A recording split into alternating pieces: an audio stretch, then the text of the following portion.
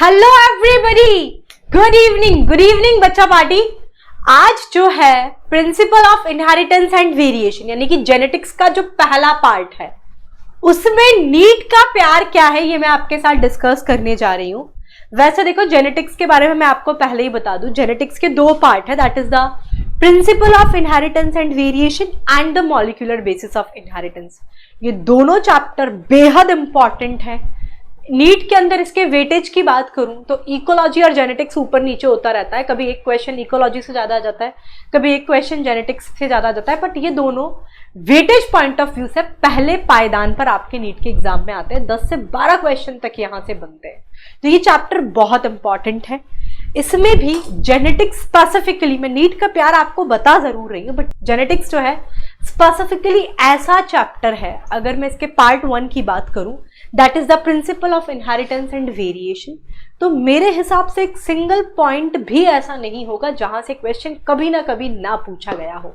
ये पूरा ही चैप्टर बहुत इंपॉर्टेंट है, लिंक्ड है चीज और बड़ा आसान है समझने में, आप आराम से कर सकते हैं।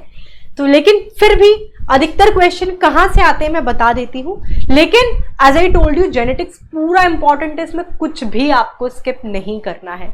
हम शुरुआत ही करें मेंडलिज्म के बारे में, सिर्फ 8 से 10 लाइनें भी नहीं लिखवाई आपको ज्यादा से ज्यादा। इनका जन्म कहाँ हुआ, इनकी मृत्यु कब हुई, इन्होंने अपना जो काम किया था हाइब्रिडाइजेशन एक्सपेरिमेंट 56-57 में शुरू किया, 63 तक किया और 65 में ये पब्लिश हुआ। ये आंकड़े 2017 में पूछे जा चुके हैं। मैक्सिमम 3 या 4 लाइन है, 5-6 डेट्स याद करनी है, तो याद करना है। 7 pair of contrasting traits which is studied by Mendel P plant के, उसमें डोमिनेंट कौन सा है, रिसेसिव कौन सा है, वहां से भी क्वेश्चन आ रखा है। 7 नाम है काली, 2017 और 2015 में क्वेश्चन वहां से पूछा गया है। ब्लड ग्रुप बहुत फेमस है, मदर का ब्लड ग्रुप ये है, फादर का ब्लड ग्रुप ये है, बच्चे में क्या प्रोबेबिलिटी है ना, इस तरीके के क्वेश्चन नीट का फेवरेट क्वेश्चन, फेवरेट टॉपिक्स में से है। मदर का ब्लड ग्रुप ये है, फादर का ये है, क्या क्या हो सकता है 2021 के अंदर, 2017 के अंदर, 2013 के अंदर, 2010 के अंदर, यहां से क्वेश्चन पूछे गए हैं। हम सेक्स लिंकेज पढ़ते हैं, उसमें एक्स लिंकेज में 3 का डिटेल्ड जिक्र किया गया है, that is the I colour in Drosophila, haemophilia and the colour blindness. इसमें आई कलर इन ड्रोसोफिला, इन 3 में एक्स लिंकेज में जो मैंने बता रही हूँ ना, इसमें कहां से क्वेश्चन आए।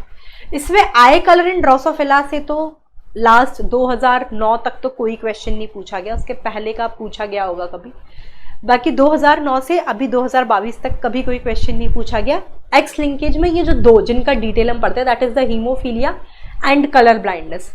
मदर कलर ब्लाइंड है, मदर नॉर्मल है लेकिन उनके फादर कलर ब्लाइंड थे, उसका हस्बैंड कलर ब्लाइंड है, तो इनकी ऑफरिंग कैसी होगी, बच्चे कैसे होंगे, इस तरीके के कलर ब्लाइंडनेस और हीमोफीलिया से क्वेश्चन आते हैं एक्स लिंकेज में। 2022 में, 2018 में, 2016 में 3 बार क्वेश्चन, 2015, 2014, 2013 में 2 बार ही पूछा गया। सिर्फ ये 2 टॉपिक एक्स लिंकेज में भी, हीमोफीलिया एंड कलर ब्लाइंडनेस, उसमें अधिकतर क्वेश्चन कलर ब्लाइंडनेस के देखने को मिलेंगे। मोनोहाइब्रिड क्रॉस क्या होता है, इसका कंक्लूजन में एनसीईआरटी ने 2 ही दे रखा है, that is the law of dominance and law of segregation, ठीक है, जिसे law of purity of gametes भी आप कहते हैं। इनके एक्सेप्शन, लॉ ऑफ डोमिनेंस का एक्सेप्शन इनकम्प्लीट डोमिनेंस एंड को डोमिनेंस, ये सब कंसिडर आउट किया है मैंने मोनोहाइब्रिड में। 2022 में, 2019 में, 2016 में 2 बारी, 2015 में, 2013, 2012, 2010 में यहाँ से क्वेश्चंस पूछे गए हैं, बहुत इंपॉर्टेंट है। मेंडेलियन डिसऑर्डर्स एनसीईआरटी में लास्ट में देखोगे, Klinefelter syndrome, Turner syndrome, Mendelian disorders 4 से 5 हेडिंग्स हैं सिर्फ, वो दे रखी है। 2017, 2014, 2008 में वहां से क्वेश्चन पूछा गया है, ठीक है। एक्स लिंकेज, अच्छा मैंने 2 बार ही लिख दिया ये सेम चीज, ठीक है। एक्स लिंकेज तो मैं डिस्कस कर चुकी। टेस्ट क्रॉस सिर्फ 2 लाइन का है कि टेस्ट क्रॉस में क्या होता है, आप इसका कंक्लूजन कि डोमिनेंट इंडिविजुअल का genotype, whether it is homozygous dominant और हेटेरोजाइगस डोमिनेंट, वहां से दूसरा F1 जनरेशन का उसके रिसेसिव पेरेंट के साथ टेस्ट, उसको टेस्ट क्रॉस कहते हैं, दैट्स इट, इतना सा पॉइंट है। बट 2016, 2018, 2010 में यहां से क्वेश्चन आया है लिंकेज कि वो जो पूरा थ्योरी, उस तरीके से क्वेश्चन प्रैक्टिस भी मैं आपको करवाऊंगी। 2022 में, 2019 में, 2015 में, 2013 में और 2010 में वहां से पूछे गए हैं। म्यूटेशन से 2019, 2016 और 2009 में क्वेश्चन पूछे गए हैं। पेडिग्री एनालिसिस, पेडिग्री के क्वेश्चन में दुख तकलीफ आती है। Kota study material question decode series शुरू होने वाला है ई सरल के इसी प्लेटफॉर्म पर, तो स्टे ट्यून्ड। चैनल को सब्सक्राइब अभी तक भी नहीं किया है तो करके बेल आइकन हिट कर दो।